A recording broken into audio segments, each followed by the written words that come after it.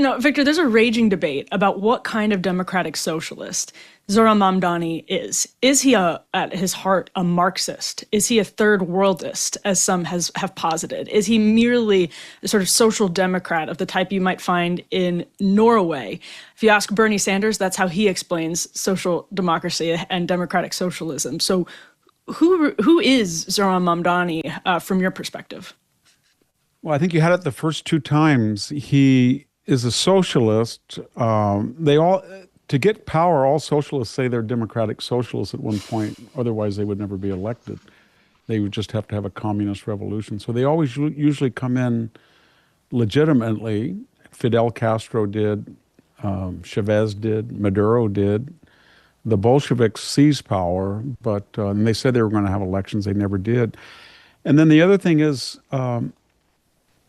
he's a immigrant, but he's a very strange immigrant because he's an Indian implant into Uganda, his family is, and they were very, very affluent. So when he says that Israelis are settler colonists or something, he was an Asian that went in as an elite into Uganda. Mm-hmm. And he is as legitimate or as illegitimate as Europeans are who settled Israel, which he always criticizes. And then his family came over here, and his mother was a very affluent filmmaker. His father was an endowed professor, and they were very controversial. His father wrote a book in 2004, defending suicide bombing, among other things. And when you see clips of him speaking in Uganda, he has a completely different accent. He sounds like he's from India.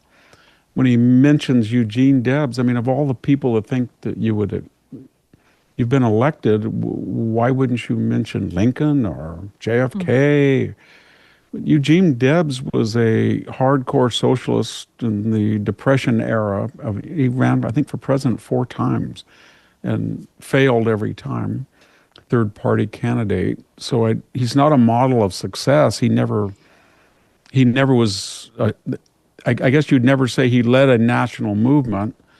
I don't know why an American would appeal to Nehru if that's who he's appealing to in India, the Indian nationalists. Mm-hmm. It has no relevance for almost anybody who's listening to him.